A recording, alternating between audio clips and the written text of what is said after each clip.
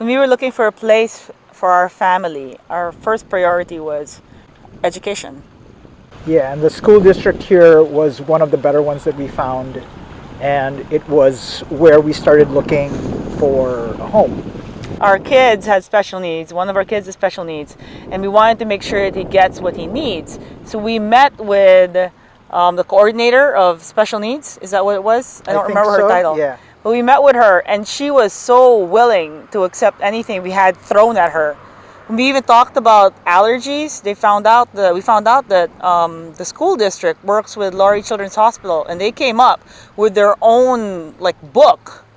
They've got the whole procedure plan for almost every allergy ever, and it's actually followed by the Laurie's Children's Hospital.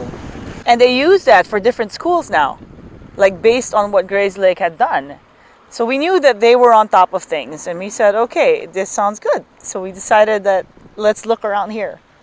On my birthday, we went to the Vine, and we were like, oh, this was really great. This is good food. Everybody was attentive, and they went out of their way to make sure that we had everything we wanted. And we thought, this is fantastic. We're going to have to go here again. It's always food-based. It's always food-based. Even the farmer's market was food-based. So, the other experience we had was we weren't living here yet, but we happened to be in the area, and then we stopped by for breakfast. We were walking around, and then this older couple just saw us wandering from across the street and just shouts across like, hey, are you guys looking for breakfast? And then we were like, yeah. We looked lost. Follow us upstairs. And they were like Whitney's. Yeah. They have fantastic brunch on Sundays. And not only that, when they brought us upstairs, it was like we were their guests. They introduced us to the server, who then sat down at our table and started introducing us to everybody that was walking in. So she was just like, blah, blah, blah, you know. We felt very welcome. Yeah. You guys designed the flag that's fluttering behind us. Tell me how that came about. For the village's 125th year celebration, they decided the flag needed updating. They didn't have much for the history of the flag. Actually, a lot of people didn't even know what it meant. So they said, okay, it's about time that we update it. So they sent out a call to artists in the Grayslake Arts Alliance. All right, and we submitted ours. And then so there was a contest that was held, and then we just submitted our individual designs. And originally I wanted to submit one design. He was going to submit another design that was separate from each other. Yeah. And as we were working on it together, we were like, oh, you know what? We're just submitting a design together because it's a joint project. Yeah. So that's how we came up with the design. That's wonderful. And do you want to walk us through the meaning and the symbolism behind the various elements of the flag? Oh yeah, there's a lot of research that we did before that. We did vexillology.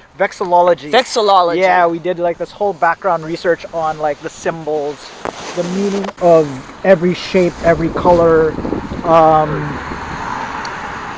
Even the stars, depending on the different kinds of stars. The different kinds of stars, the different kinds of shapes, the different kinds of diamonds, the different kinds of stripes. At what distance should it be visible? So we based it on the iconic roof lines of downtown Grayslake. That was the starting point of our design. Yeah, our baseline was the roof line of most of the buildings downtown, the frontage of the very top. And then we did a lot of research on the history of Grayslake. So the 3 stars that are on it represent the 3 individuals that platted Grayslake in 1886. Henry Hawley, Chase Webb, and Charles Whitney. Yeah. It also symbolizes the past, the present, and the future. That's why one of the stars is on the top pointing upwards.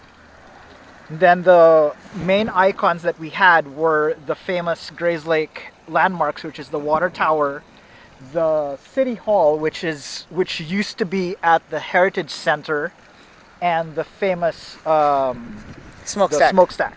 Yes, and each of them represents something too. Not only is it something iconic that anybody who visits Grayslake can identify right away, but they all mean something. Like the water tower, it represents life, and the Heritage Center and the City Hall represents the town's past and present.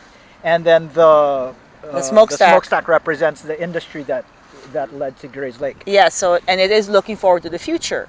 So even when you look at the flag, you've got it facing this way because it's like embracing the future, right? Yeah. That's what we had.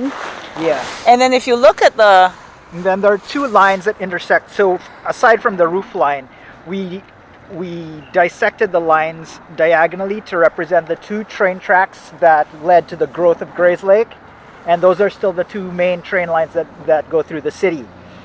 And if you look at the three lines that are under, it actually was an evolution. I was trying to do something that had to do with Grayslake, the actual lake, and do a symbol of the water, but because it didn't quite work with what we wanted it originally, it evolved to the three lines that were under, and it formed a diamond shape that was a reflection of kind of symbolic of the sun rising. And the three lines further represent the three people that planted Grayslake and the foundation of the village and the city as a whole. it's filled with symbolism. That's fantastic, and I'm sure a lot of people didn't know that. So this is a really nice explainer for everyone. Yes, thank you very much.